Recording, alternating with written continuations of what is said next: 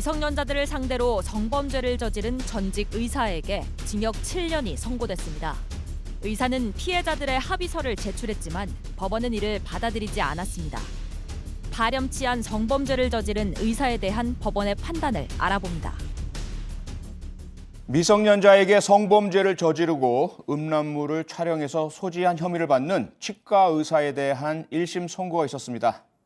김영선 기자, 이게 도대체 어떻게 된 일입니까? 문제가 된 사건은 2016년에 일어난 사건인데요. 네. 당시 강남의 한 유명 치과 의사의 원장이었던 전직 치과 의사입니다. 이 치과 의사가 10대 청소년 3명을 유인을 해서 걸그룹으로 데뷔시켜주겠다. 이렇게 유인을 해서 성관계를. 치과 의사가요? 맞습니다. 걸그룹 데뷔시켜주겠다? 네.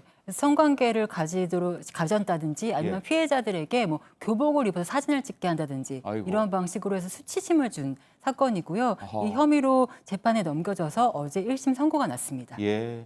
양 변호사의 김영선 기자 설명을 들어보니까 어린 청소년을 데려와서 유인하고 속이고 기망하면서 길들이고 결국 성범죄를 저지른 그루밍 성범죄로 볼 수 있지 않나요? 전형적인 그런 수법으로 보입니다. 그러니까 그렇죠. 지금 이제 그 검찰 재판 과정이었기 때문에 그 동기라든가 과정이 자세하게 안 밝혀졌을 뿐이지 네. 가장 큰 이제 대가로 지급을 했던 대가로 지급이 아니라 유인책이 됐겠죠. 예. 그러니까 걸그룹을 시켜준다고 하는. 어허. 하지만 생각해 보시면 그 치과 의사가 어린 청소년들에 접근하는 과정에서 일단 좀 안심시키는 단계들이 필요했을 겁니다. 그랬겠죠. 뭔가 자기가 그런 말을 그런 거짓말에 그럴듯한 근거 같은 것도 보여줬을 것이고 그랬겠죠. 중간 과정에서 뭔가 조금은 뭐 호의를 베푸는 그런 모양새도 취했을 것이기 때문에 예. 전형적인 그루밍 성범죄로 보입니다. 네네. 김영선 기자, 그런데 이 전직 치과 의사가 이렇게 파렴치한 성범죄를 저지른 것뿐만 아니라 불법 성착취 영상물까지 뭐 소지하고 구매하고 뭐 이랬다면서요? 맞습니다.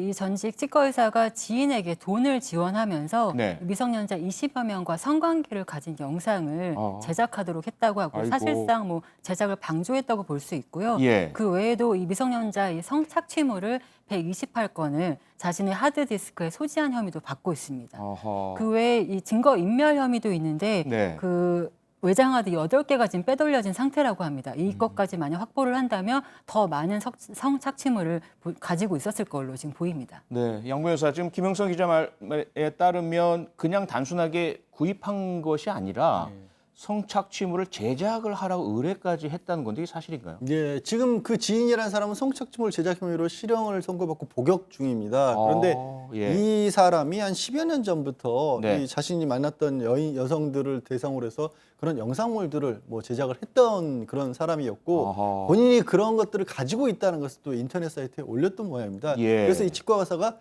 그 지인에게 접근을 해서 그 영상들을 하나씩 받아보기 시작했고 그 과정에서 심지어 처음에는 이제 뭐 다 보여주지 않으니까 네. 내가 굉장히 유명한 사람이고 신분이 확실하다 그러니까 아하. 모자이크 같은 것들을 지운 정확한 영상을 달라라고 해서 굉장히 두 사람이 이제 가까운 관계가 됐고 예. 그 이후에는 얘기를 하신 것처럼 미성년자를 상대로 한 영상물을 직접 제작해 달라라면서 비용까지 지급을 했고 그 과정에서 어떤 식으로 이 촬영을 해달라라는 그런 주문 요구까지 했다고 합니다. 아이고. 그러니까 우리가 흔히들 이제 범죄자라고 하면 그 생활이 공공하다든지 여러 가지 좀 열악한 상황, 환기에 처해 있는 범죄자들을 많이 보잖아요. 그런데 지금 이 사람은 보면 겉으로는 유명한 강남에 있는 치과 병원을 운영하던 병원장이었고요. 겉으로는 그렇게 신뢰할 만한 사람으로 포장을 하고 뒤에서는 이렇게 약자를 속이고 또는 길들여서 성범죄를 저지르고 성착취 영상을 제작 의뢰까지 하는 이 이중적인 모습. 기자로서 현장에서 많은 범죄자 보셨지만 어떻게 좀 보세요?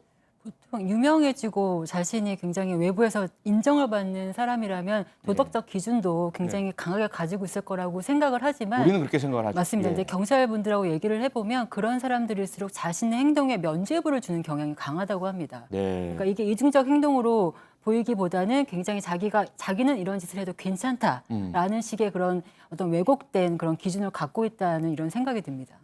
네. 양 변호사, 그럼 결국은 범죄를 저지를 때는 그런 이중적인 모습, 그리고 특히 뭐 이 치과 의사뿐만 아니라 그동안 우리가 많은 우리의 신뢰의 대상인 의사가 마취 상태에 있는 환자를 성폭행한 사건도 있었고요.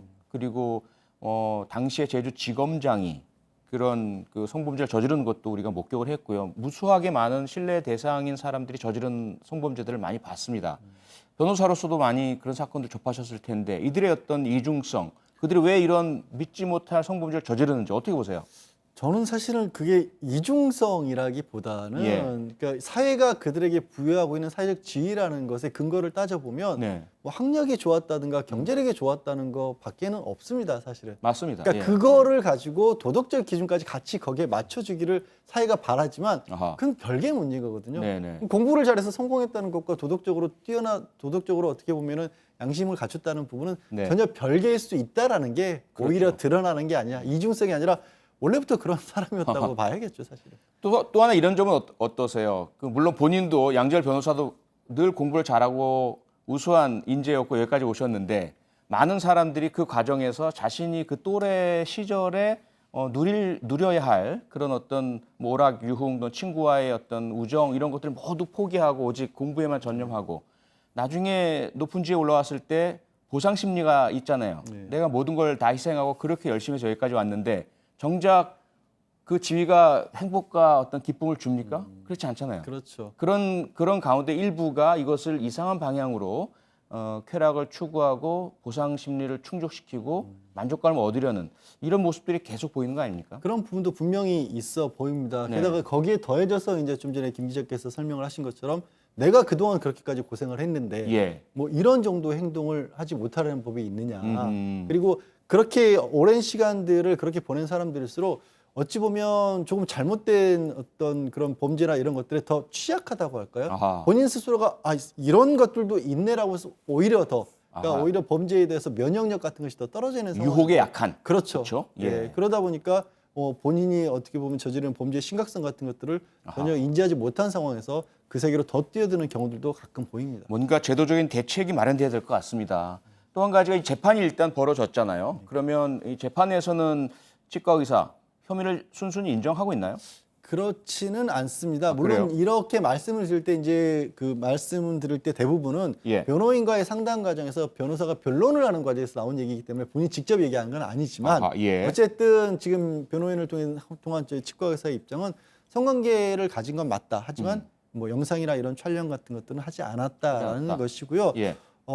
이게 미성년자를 상대로 한 거기 때문에 검찰에서는 아동학대 혐의를 적용을 했지만 네. 이게 영상을 촬영하지도 않았고 정상적인 성관계였는데 이게 성적 학대가 되느냐라는 아하. 부분에 법률상 다툼의 여지가 있는 거 아니냐라는 네. 것이고 지인에게 돈을 제공을 하고 이 영상을 제작하도록 한 부분 같은 경우에도 예.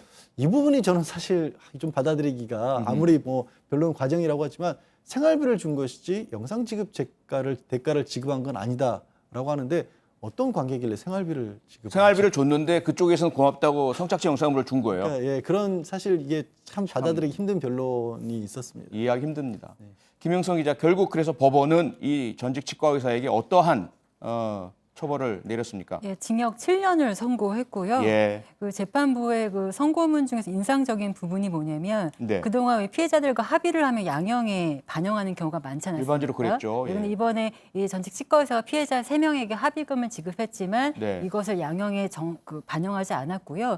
특히 죄질이 좋지 않다. 아하. 그리고 계속 뭐 반성하고 있다라고 얘기는 하지만 재판부에 전혀 와닿지 않는다라고 네. 하면서 7년을 선고했습니다. 네, 양 변호사 지금 뭐 김 기자도 이야기했지만 줄곧 그동안은 합의하면 선처, 합의하면 감형 이래 왔잖아요. 근데 이번에 합의에 대한 그러한 진실성을 받아들이지 않은 법원의 결정 어떻게 보십니까? 최근에 이제 아동 성범죄에 관해서는 법원의 양형 기준도 그렇고 실제 판결도 굉장히 엄격해졌고요. 네. 특히 이제 디지털 성범죄와 관련해서는 굉장히 많은 사회적 비판이 있었습니다. 뭐 양형 기준 자체도 높고 손범벅이 처벌하는 바람에 이런 부분들을 막지 못하고 있는 게 아니냐. 네. 그런 어떤 여론도 충분히 인지를 하고 있는 것으로 보입니다. 네. 네, 반성 없는 피고인의 형식적 합의는 결코 감경 사유로 인정하지 말고 엄격한 처벌이 이루어져야 할 것입니다.